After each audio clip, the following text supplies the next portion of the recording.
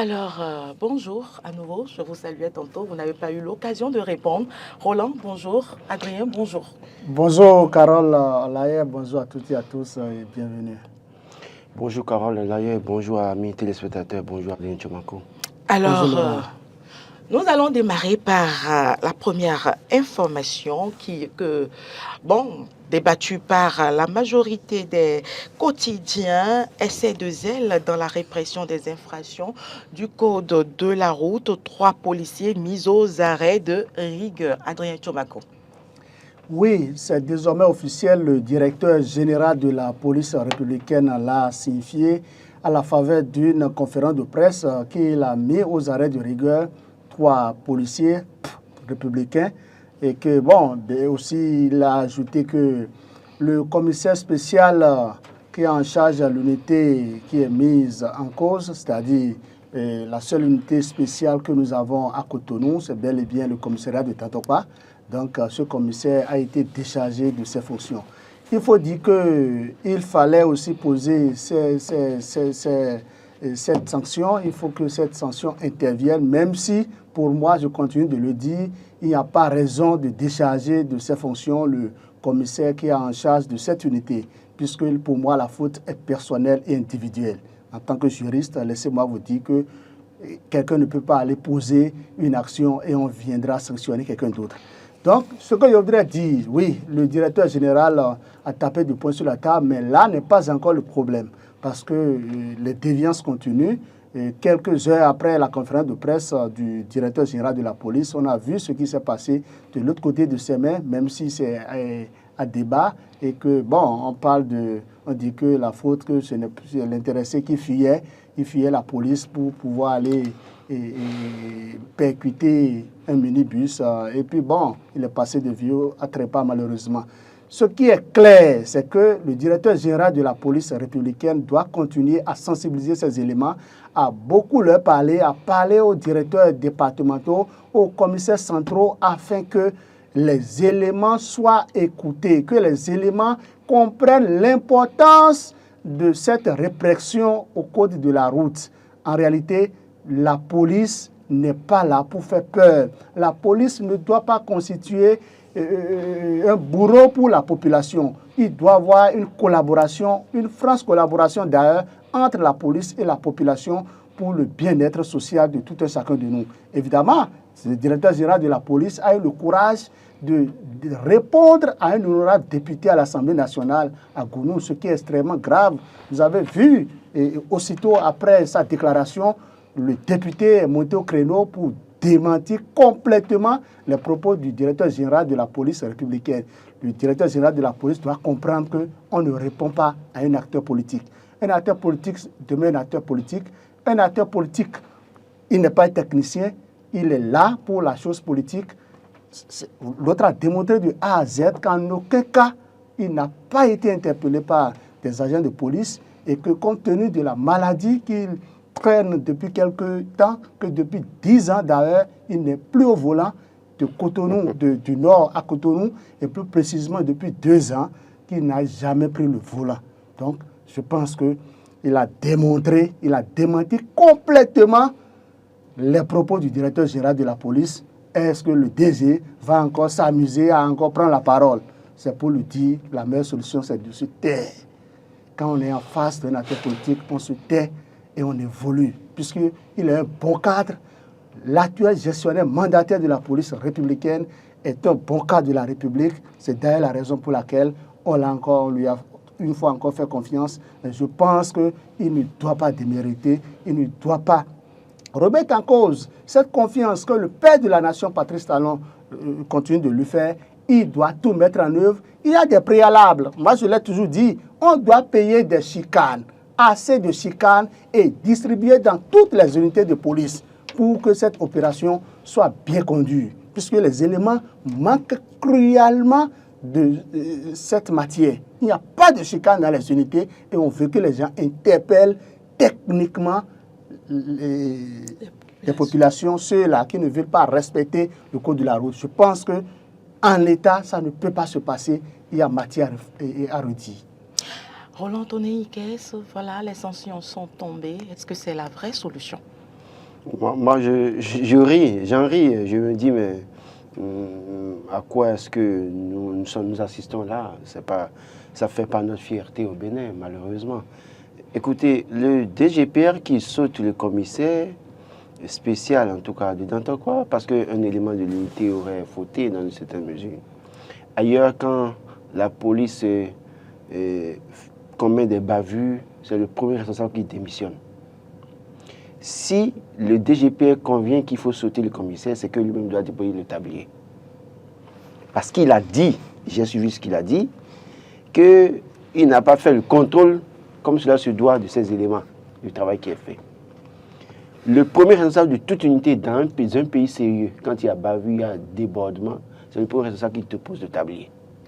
S'il estime que le commissaire est coupable ou responsable de ce qui s'est passé, alors que le commissaire n'était pas sur le terrain, ça veut dire que lui-même alors doit déposer le tablier. On n'a pas cette culture-là au Bénin. Justement, donc pour vous dire quoi, le fait de sauter le commissaire déjà montre que le DGP aussi doit pouvoir déposer le tablier. Autrement, il laisse le commissaire à son poste, il sanctionne des éléments qui sont en faute. Et il rappelle à l'ordre le commissaire. Et là, on sait que oui, voilà, le travail est bien fait. Mais tel que ça se fait là, c'est trop facile de sauter le commissaire. Maintenant, regardez, bavure policière, débat par là, un député, parce que finalement les policiers se sont rendus dans son village pour attaquer ses électeurs, il trouve la formule de venir à l'Assemblée nationale de prendre la parole, et puis après le DGPR qui lui répond pour dire qu'il a été arrêté pour excès de vitesse, et lui maintenant il répond au DGPR pour dire que non, pour se justifier. Vous voyez à quoi nous assistons là? Est-ce que le peuple préoccupe véritablement ces personnes-là? C'est ma question. Un député qui prend la parole à l'Assemblée nationale parce qu'à un moment donné, les gens sont allés dans son village pour attaquer les producteurs, pour prendre leur vélo ou je ne sais quoi, ou leur moto de 4e ou de 5e main. Et il s'est senti gêné, touché, dérangé. Il prend la parole à l'Assemblée nationale, le DGPR répond là-bas, et puis après, il répond au DGPR. C'est que finalement, où est la place des citoyens dans le débat? Ça veut dire quoi? Le DGPR, le député qui a pris la parole, quand vous suivez très bien, ses intérêts, il a visé.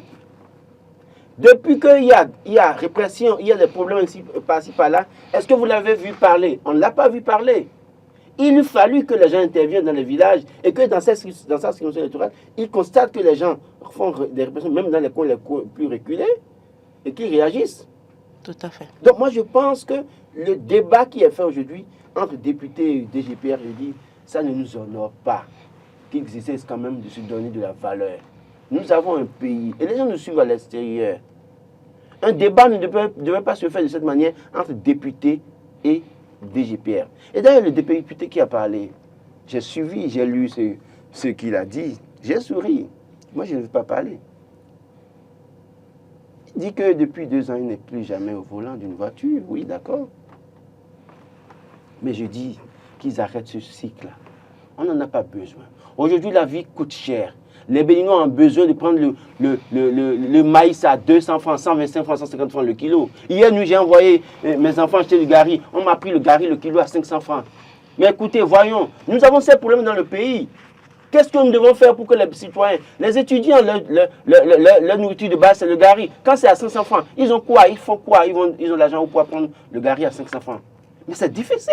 Donc, on ne se soucie pas de ça. Le député va à l'Assemblée nationale, il ne parle pas de ça. Son problème, c'est parce qu'on a interpellé les gens dans sa région.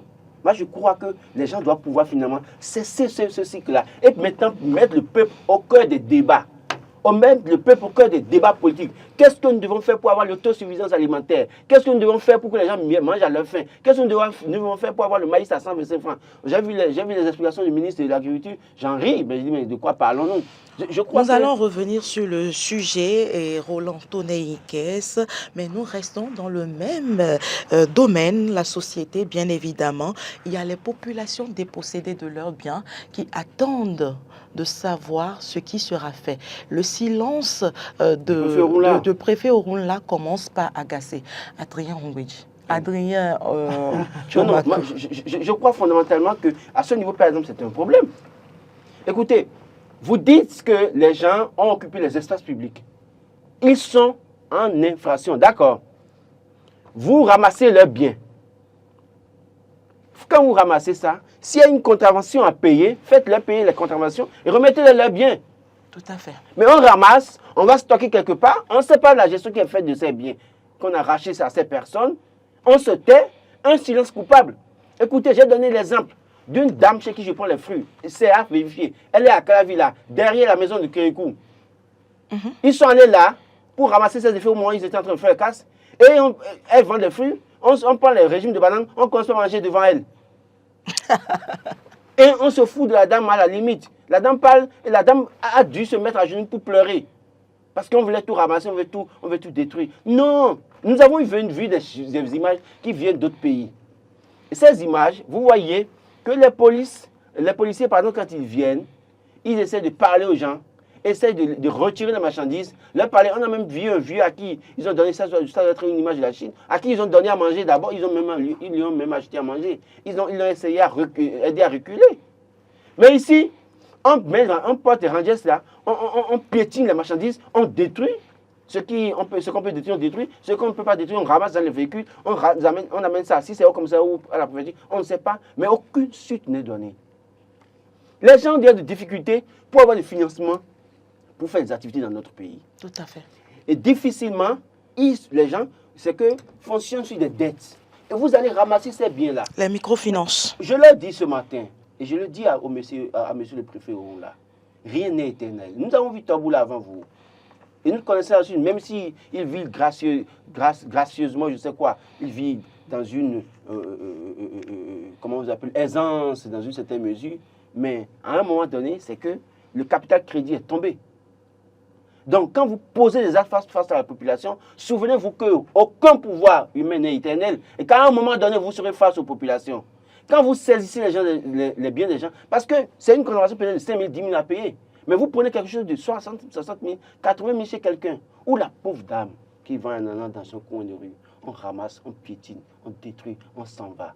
Mais écoutez, vous avez des enfants. Même si vous êtes à l'abri des besoins aujourd'hui, vous avez des épouses, ou une épouse quand même. À un moment donné, quand on le fait à votre épouse, est-ce que vous serez d'accord? Rien n'est éternel. Souvenez-vous-en. Adrien Tchomakou, je corrige. En fait, malheureusement, c'est ce qui se passe surtout à Cotonou et à Boumé-Calavi. Écoutez, c'est dommage. Moi, je l'ai toujours souligné. En réalité, ce n'est même pas la faute. Est-ce que ce n'est pas un essai de zèle?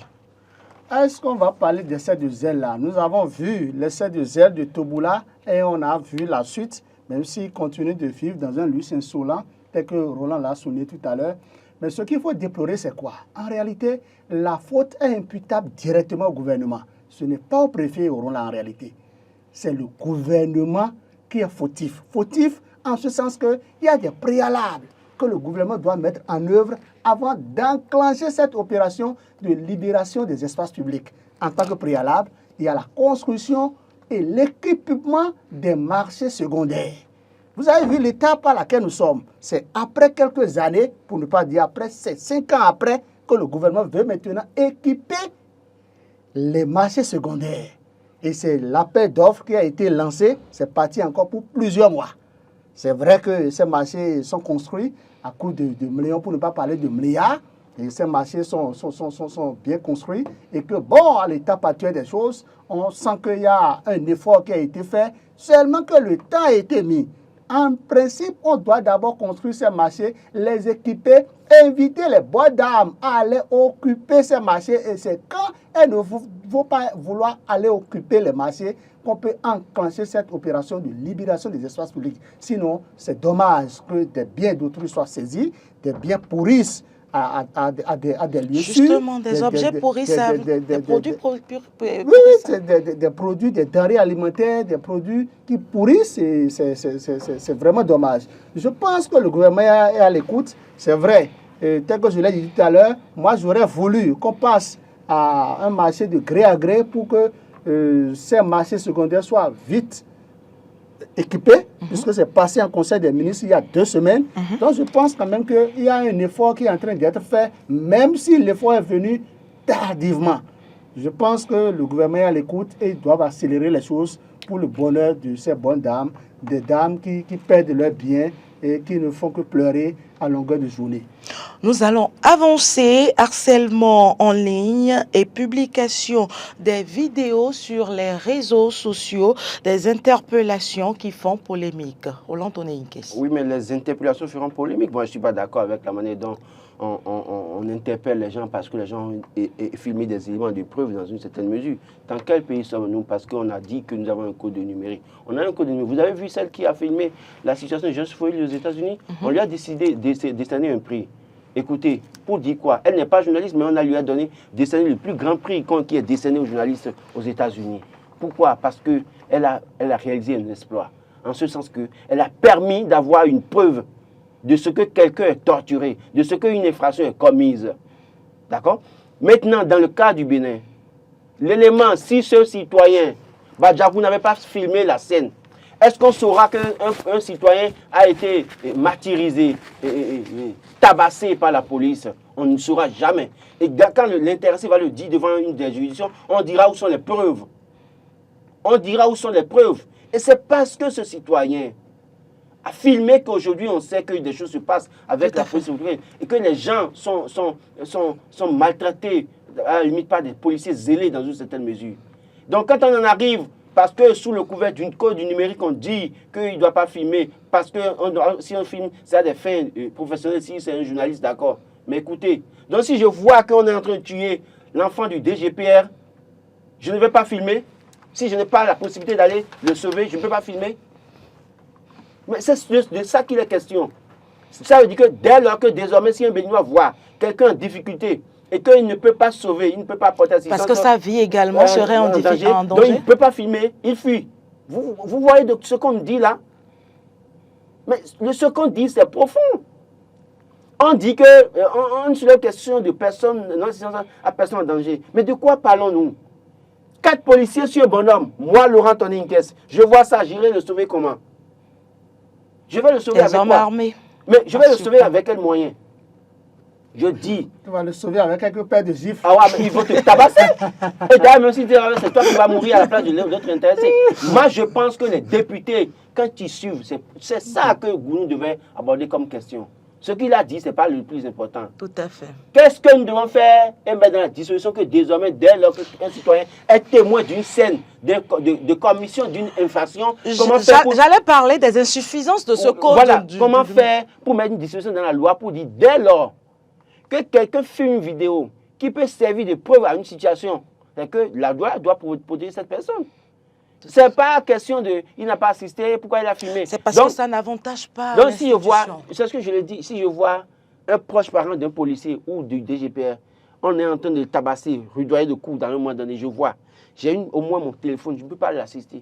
Au moins, je peux filmer à distance et fuir. Pour dire, c'est vrai, ça s'est passé. Oui, je filme, je commence à fuir pour pouvoir servir de preuve après là. C'est que comme on me dit ça maintenant, je vois ça, je ne parle pas, je regarde et je pleure seulement, je manifeste ma tristesse, je continue. Mais écoutez, moi, comptez sur moi. Moi, je vois une scène comme ça, je vais filmer. Et je suis prêt, si c'est pour aller faire la prison, je suis prêt. Parce qu'en réalité, ce truc-là, moi, je pense qu'on est en train de créer une situation de terreur dans le pays. Terreur, tout à fait, de peur. Pour contraindre tout le monde au silence. Tout le monde ne sera pas au silence. En tout cas, ne comptez pas sur moi. Je ne serai pas au silence. Adrien Tchomakou. Oui, Carole, il faut dire que le procureur de la République qui a mis sous mandat de dépôt, celui qui a filmé cette vidéo qui à un moment donné était devenue virale sur les réseaux sociaux, a bien fait son travail.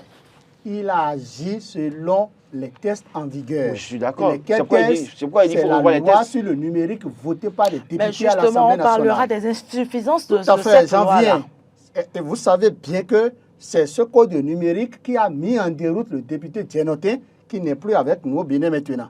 C'est-à-dire, ce code est tellement fort, c'est une loi qui a été corsée au point où les députés, c'est maintenant, eux-mêmes sont en train de s'en rendre compte de la gravité des éléments qu'ils ont mis dans ce code.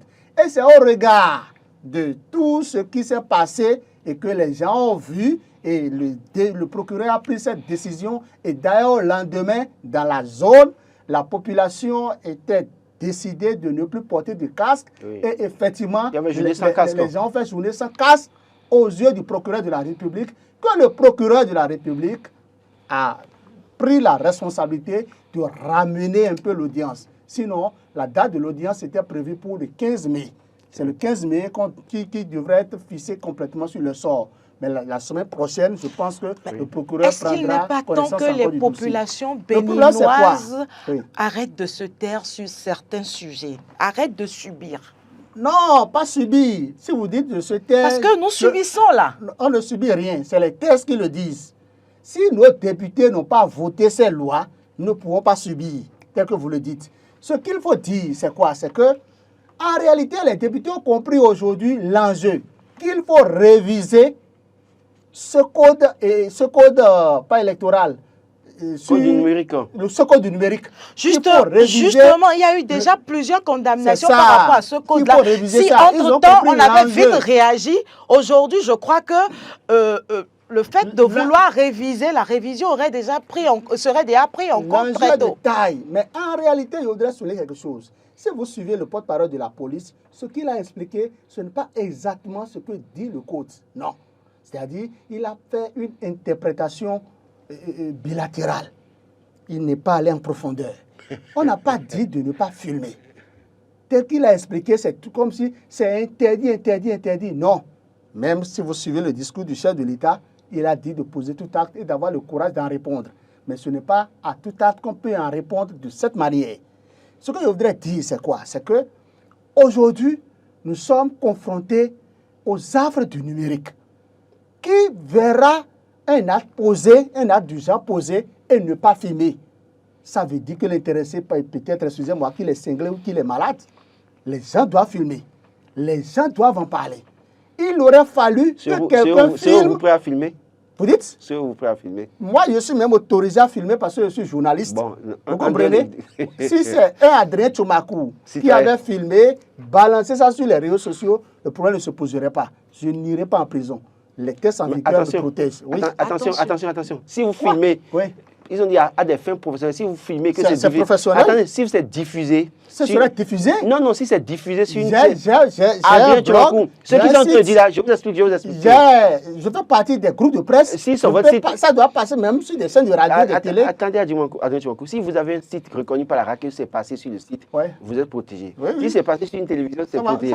Mais si jamais vous êtes journaliste, vous filmez, vous parlez sur Facebook ou WhatsApp, vous serez poursuivi. Souvenez-vous du cas Ignace Sossou. Parce qu'il est allé publier sur les réseaux sociaux. On lui a appliqué le code du numérique. C'est en fait ça le problème. Et c'est de ça que moi je parle, c'est ce que moi je dénonce. Pour dire à un moment donné, il faut qu'on essaye de revoir ce code-là. Les députés ont compris l'enjeu. Et je pense que ce code, même si ce n'est pas à l'ordre, puisque le point à l'ordre du jour étant déjà retenu, je pense que si Gounou même dit qu'il y aura une proposition de loi pour une relecture de ce code, ça veut dire qu'ils ont vu là où ce code peut nous amener. Donc, l'enjeu est de taille et le code sera révisé, ça c'est certain. Ce qu'il faut dire, c'est que nous sommes à une étape où on ne peut ne pas filmer les choses. Même le citoyen lambda, s'il voit l'horreur se produire devant lui, il doit filmer. Les gens vont filmer, les gens vont toujours filmer, quel que soit ce que ça va leur coûter. C'est bien ça. Il aurait fallu que ce monsieur filme pour que nous qui sommes à Cotonou ici, nous soyons informés de cet acte extrêmement grave. Il aurait fallu que quelqu'un filme, c'est-à-dire une dame ou des hommes qui étaient à bord du véhicule Topa minibus où près de 15 personnes pouvaient passer de Via Trépas à cause de l'excès de zèle de ce farfelu policier. Si le directeur général de la police même qualifie ce policier d'un quelconque individu, ce n'est pas Adrien Tchoumakou qui ne peut pas lui attribuer tous les mots qu'il voudra. Donc je pense quand même que nous sommes à une étape aujourd'hui où la police même comprend l'enjeu. L'enjeu de taille, on n'est pas là pour accuser le directeur général de la police, accuser les responsables de la police, mais il faut qu'ils sachent raison garder. Il faut qu'ils sachent que la population doit de façon unanime accompagner l'élan qu'ils impriment. C'est de ça qu'il est question. Personne n'est contre la répression. La répression, oui, mais la bonne répression est la meilleure. Parlons politique. À présent, Biotchadé qui rencontre les responsables de son parti ce week-end. Ça bouge dans tous les sens. Nous nous acheminons vers 2026 et donc beaucoup de choses se passent dans les coulisses, de choses se passent dans les états-majors des partis politiques. Il y a ceux qui ont envie de démissionner pour avoir une certaine liberté dans une certaine mesure. Il y a ceux-là qui ont des ambitions présidentielles et qui veulent aller aux élections, même si pour le moment ils n'ont pas encore la caution de leur formation politique et puis rien ne se profile à l'horizon. Il y a ceux-là qui sont partagés entre continuer à soutenir Patrice Talon ou non. Et puis donc, l'un dans l'autre, il faut certainement continuer à rassembler la troupe pour essayer de maîtriser les sentiments, les ardeurs, les humeurs dans une certaine mesure. Parce que nous sentons l'éclatement au niveau de certaines formations politiques, même si clairement on ne le voit pas quand vous les côtoyez de plus près, de plus proche. Vous apprenez beaucoup de choses et ils le savent très bien. Donc, Biya Tchane, qui malheureusement, je le dis et je l'assume, n'est pas un politique fin, c'est un technocrate. Et malheureusement, on a pu voir à la tête du bloc républicain, il n'arrive pas toujours à s'imposer dans une certaine mesure. Il y a ceux qui lui tiennent tête, il y a ceux qui font l'effort de le respecter dans une certaine mesure. Et donc, oui, attendons de voir ce qui va se décider le samedi prochain pour la réunion du bureau politique. Toujours est-il qu'il doit comprendre que, au vu des résultats des dernières législatives au Bénin, où ils ont réussi à avoir 28 députés, tout comme le parti, les démocrates, je l'ai dit, je l'assume, je ne suis pas oiseau de mauvais augure. Le BR risque de disparaître à l'horizon de 2026 s'ils ne se prennent pas au sérieux, parce qu'on a vu les résultats des dernières législatives. Donc, il faille se voir discuter, voir comment continuer à travailler sur le terrain. Et c'est de bonne guerre, attendant de voir ce qui va se passer. Biya Tchane doit comprendre que oui, à un moment donné aussi, moi je lui conseille de savoir quitter les choses avant que les choses ne les quittent. Parce qu'en son temps, les gens peuvent le décharger. Alors, Adrien Tchomako, vous êtes d'avis?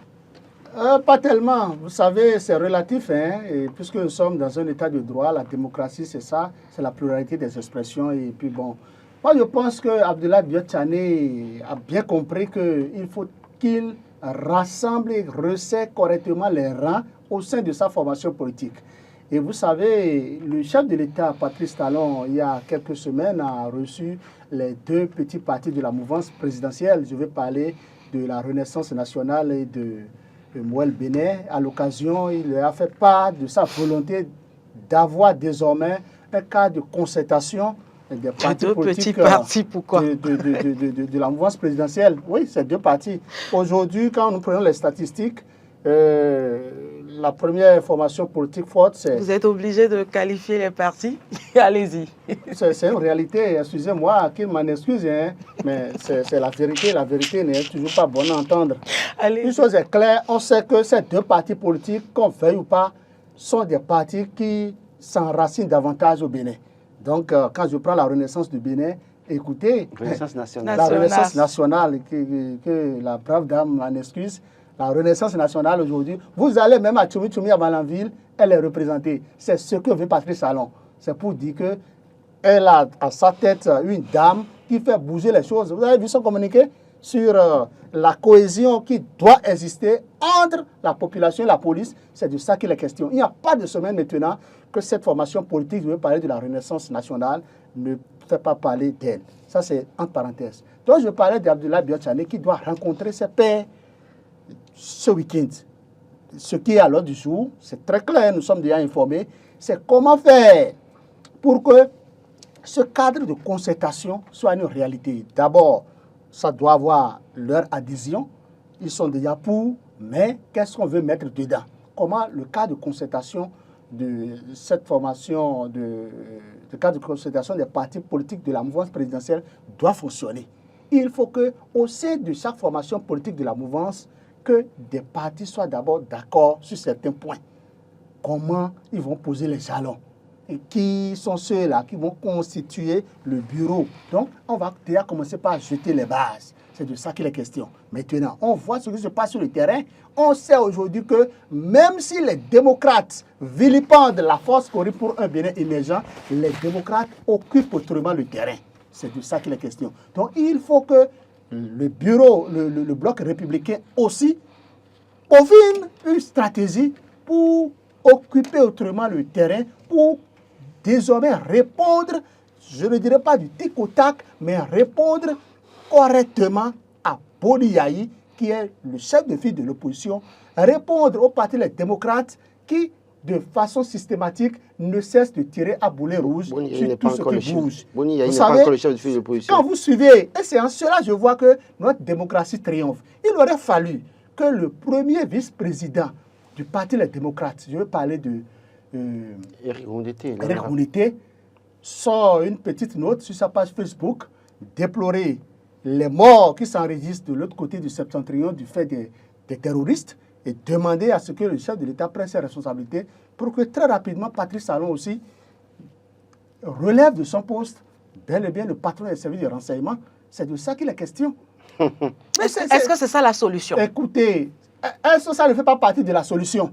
Ça fait partie de la solution. Est-ce que c'est ça la solution? Je crois que le chef du renseignement qui a été enlevé de son poste, pour moi, n'a aucun lien avec... Ça fait partie. Il y a plusieurs raisons. Attendez, n'a aucun lien avec ce que... Si nous allons rentrer dans les détails, vous allez entendre beaucoup de choses. Laissez-moi finir, Adrien Tchoumakou. N'a aucun lien avec un quelconque poste de Rondeté. Si en réalité on devait limoger le chef de renseignement à cause si ça devait faire partie des raisons, c'est qu'il y a longtemps qu'on l'aurait déjà sauté. Écoutez, nous sommes à la fin du pouvoir et vous savez très bien que dans l'état-major de Patrice Talon, ça bouge et ça ne fait plus confiance. Ça ne fait plus confiance en ce sens que les premiers soutiens de Patrice Talon, ceux-là qui sont passés dans les situations les plus compliquées avant qu'ils ne viennent au pouvoir, aujourd'hui, le courant ne passe plus à 100%. Les exemples sont là, d'accord? On a vu, même si Djabouné est venu sortir faire une conférence de presse pour dire ce qu'il a dit, dans une certaine mesure pour calmer les gens, on sait très bien qu'il a des ambitions. On sait très bien que cette ambition qu'il a n'est certainement pas du goût de Patrice Talon. On sait qu'on dit que Olivier Bokar a une ambition qui n'est pas du goût de Patrice Talon. On dit que Johannes Dayon, qui a été sauté également, aurait des ambitions aussi et qui ne sont pas, en tout cas, du goût du chef de l'État. De plus en plus, il y a une perte de confiance autour du chef de l'État. Et quand on sait que Zoumahon, Johannes Dayon et autres ont été arrêtés dans ce pays pour tentative à la sûreté de l'État. Ils sont allés en faire la prison à cause de Patrice Talon. Et que ceux-là maîtrisent très bien l'acteur politique, le président de la République. Et que Johannes Dayon est limogé dans la même veine. Aujourd'hui, le président s'en sépare facilement. S'en sépare facilement parce qu'il se dit peut-être qu'il ne veut faire plus confiance. En griffe. Parce que moi, je doute toujours fort de ce qui se passe à 100%. Et donc, quand vous regardez cette nomination, moi, je n'appelle pas ça nomination. J'appelle ça envoyer loin, loin, loin là-bas. Parce qu'on l'a envoyé où? En Haïti. Haïti, c'est où? C'est un pays d'insécurité aujourd'hui. Où, aujourd'hui, il est ambassadeur spécial en Haïti, ambassadeur adjoint au Brésil. Il est ambassadeur spécial en Haïti. Donc, est-ce que c'est une promotion pour Zoumahon? Ça, moi, je n'appelle pas ça une promotion. Dans une certaine mesure, on le met dans une situation assez difficile, on l'envoie très loin. Vous avez quelqu'un qui a été chef du renseignement pendant 8 ans sur vous, et qui part comme ça à 2 ans de la fin du mandat, posons-nous les vraies questions. Donc ça ne saurait être une question de terrorisme. Parce que terrorisme, les gens sont morts plus que ça, les gens sont décapités, pratiquement beaucoup de personnes dans tout un village. Et le chef du service de renseignement est censé avoir l'information. Donc, pour ça, on ne l'a pas sauté. Et c'est peut-être parce qu'un Rondeté a écrit qu'on va le sauter. Je ne pense pas. Je crois qu'aujourd'hui, il y a beaucoup de faits qui peuvent expliquer le fait que le chef envoie son chef du service de renseignement très loin. Mais attendons de voir comment est-ce que ce mandat va finir. Adrien Tchoumakou, ressources financières allouées aux partis politiques, la Sénat exige la transparence. Nous n'avons plus que 3 minutes. Oui, la transparence, c'est rien que la transparence. Vous savez que le détournement des deniers publics est une infraction pénale et que si on doit arriver à mettre la main sur un chef de parti politique ou un responsable, un baron de parti politique pour faire des détournements, vous voyez ce que ça peut amener dans le pays. Nous sommes presque à la fin du mandat de Patrice Talon. On est, disons, à 2 ans de mandat. Si les élections présidentielles doivent avoir lieu en 2026 et qu'il faille d'abord que le candidat dépose sa candidature, le candidat du bloc républicain, de, comment on appelle, l'Union progressiste, le renouveau, et les démocrates, s'il doit déposer sa candidature 3 mois avant, vous savez que si pendant ce temps, si éventuellement on doit faire un audit ou si un audit était fait et il s'est révélé que, bon, et telle personne qui est malheureusement candidat a mal géré ceci, il peut être candidat mais se retrouver en prison. Et c'est pour éviter ça que le premier responsable de la Commission électorale nationale autonome, c'est là, je vais parler de notre doyen, l'ancien ministre, comment il s'appelle? Il n'est pas notre doyen, il n'a jamais été journaliste, il est vétérinaire. Il n'est pas notre doyen. Notre papa, il voudrait dire. Il est notre papa. Donc, je parle du président de la Sénat, est en train de rappeler aux chefs de partis politiques et surtout à ces trois, puisque ce sont ces trois qui bénéficient des milliards aujourd'hui. C'est 4. Ils sont 4. Il y a FCB qui prend toujours. FCB prend toujours. Oui, parce qu'ils ont des élus. Ils ont des maires qui sont encore là. FCB prend toujours, les démocrates prennent, le parti UP, le Renouveau prend et le BR prend. Dès lors que vous n'avez pas d'élus, que ce soit au niveau du communal, au niveau législatif, au niveau législatif, vous ne bénéficiez pas. Donc, le parti FCB continue de prendre. Donc, il est j'oublie son nom toujours là. Paul Roupin. Non, je parle du président de la Sénat. Ok, Sakalafia. Sakalafia, le président Sakalafia est en train de rappeler à ses chefs de partis politiques, attention, il ne faudrait pas qu'on fasse l'audit et ça va révéler quelque chose d'anormal. Qu'on ne nous dise pas après qu'on est en train d'arrêter, on ne le souhaite pas, hein, et X ou Y, je ne veux plus nommer de nom, pour qu'on dise que je suis contre tel parti politique ou tel individu, telle personne ou telle personnalité. Je ne l'ai jamais dit Donc, sur ce plateau. Ce que je souhaite, c'est que il faut que, ce n'est pas moi qui le souhaite, c'est Sakalafia qui demande à ce que les sous soient sainement gérés. Je pense qu'il est dans son rôle d'attirer leur attention, d'alerter pour qu'on ne dise au moment opportun qu'il est en train de s'acharner contre tel parti politique et que, bon, on ne veut pas que l'opposition soit représentée, raison pour laquelle on a arrêté le potentiel candidat, on a fait ci, on a fait ça. C'est de ça qu'il est question. Alors, est-ce que c'est opportun? Je crois que Sakalafia est en train de passer un message. Et ce message qu'il passe, ça s'adresse essentiellement aux partis d'opposition. Laura, non. Ne regardez pas les choses comme ça. Non, laissez-moi finir. Je vous laisse parler. Moi, je dis, il n'a qu'à argumenter. Ça s'adresse à tout. Attendez. Complètement ça s'adresse aux acteurs politiques de l'opposition. Toutes catégories confondues, toutes les formations politiques. Mais essentiellement aux partis d'opposition. Je le dis et j'assume une fois encore. Pour dire quoi?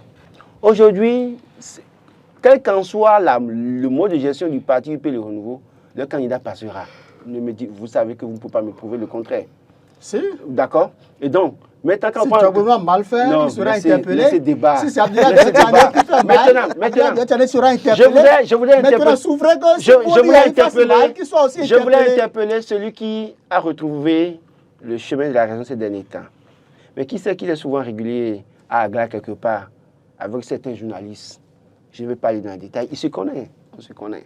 C'est à eux de faire attention avec l'argent. Parce que dès lors que vous avez l'argent, et que vous savez qu'à un moment donné, vous avez joué un rôle, mais qu'aujourd'hui, vous n'êtes plus prêt à jouer ce rôle, trouvez les moyens de bien gérer l'argent. Parce que les comptes sont déposés chaque fois au fur et à mesure. Donc, dès lors qu'on verra que même 1000 francs a été mal géré dans une certaine mesure, parce que vous les voyez, ils ont l'argent, les gens organisent écoutez, des séminaires dans des localités où vous posez la question de savoir pourquoi ils ont organisé ce séminaire. On en a vu il y a quelques semaines encore. C'est là qu'ils seront coincés. Donc, ils ont intérêt à faire attention parce qu'on a été clair. L'argent là, c'est alors opportun que Sakalafia tire la sonnette d'alarme. Mais il leur passe un message. Et s'ils sont intelligents, ils doivent pouvoir le comprendre. En fait, ils les aiment en réalité.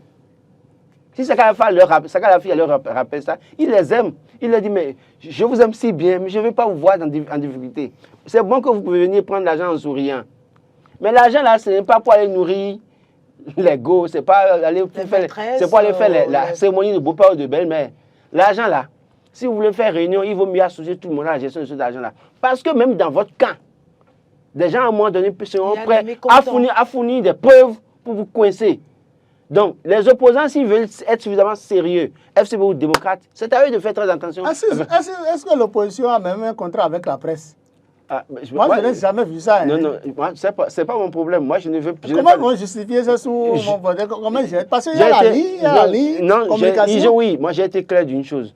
c'est Mais pas... ils invitent la presse. Ils invitent la S'ils presse. invitent la invité presse. ici. Non, mais ils invitent la Ils presse. invitent la moi, presse. ils paient les Ils per diem. invitent Ils la paient la presse. per diem. Ils payent Oui, ils paient les per diem, vous émargez. Vous émargez. Donc, C'est il y a des les postes. risques. Nous, Il y a en tout une cas, nous, à traçabilité. Fraternité Canal, ils nous ont invités maintenant, c'était sous Yaïboni que l'opposition nous Mais invitait. c'est pas vous, c'est pas Canal Seul. Oui, c'est ce que j'ai dit. Donc, moi, je pense Peut-être que c'est que... vous qui êtes régulièrement invité maintenant. Non, même Eden Parce que je TV, me même pose la question. Eden TV n'a pas de contrat avec eux. Mais Eden TV fait son travail. Parce que nous avons le devoir d'informer. Voilà. Moi, j'ai mon média en ligne. Moi, J'ai le droit d'informer. on les Quand ils font, accompagne moi, je relève. gratuitement. Oui, non, justement, c'est notre rôle après tout. Gratuitement. Après tout. Maintenant, c'est pourquoi après, quand vous ne... C'est pourquoi il ne faut pas toujours attendre de contrat de ces gens-là. Parce que quand ils font mal, il faut taper Il faut fort. pouvoir être Libre, libre. voilà. Mais quand vous prenez leurs sous, il faut. après, vous avez on vous montre la ligne à suivre dans une certaine mesure. Donc, pour dire quoi? L'argent là, c'est bon de prendre. Ça semble être de l'argent gratuit.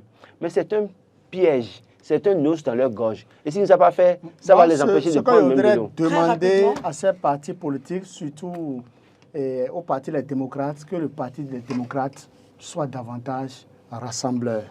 Hein, qu'on n'écarte pas un autre parti de l'opposition. Parce que si vous suivez les déclarations du docteur Guy Mitokpe, écoutez, Guy Mitokpe ne cesse de pétanquer le parti, la FCBE. Ce qui est passé est passé. Il faut qu'on oublie ce qui est passé, se mettre ensemble et évoluer pour Non, la tenance. Adrien, c'est de bonne guerre. Les démocrates vilipendent je crois que c'est tous les jours je crois que c'est la FCBE. Je pense que c'est de bonne guerre. Je crois que c'est Non, intéressant. Guy Mitokwe en fait de trop. Il a fait de Il faut trop. qu'il se calme un peu. Il faut Parce qu'il que se ce qu'il calme. fait là Ça, peut c'est pas peut de être bonne à guerre, l'avantage de sa formation politique. Il ne doit pas aller dans tous les sens aborder. Non, mais parfois on garde le silence pour observer. Mais il en fait. Moi, je le dis, il peut ne pas être d'accord avec moi. Vous Mais l'avez moi, suivi sur Tado? Je pense qu'il en fait de C'était trop. Non, moi je un veux pas. message. Mais je pense que est-ce que les responsables du parti doivent pouvoir l'interpeller. Il est chargé de communication.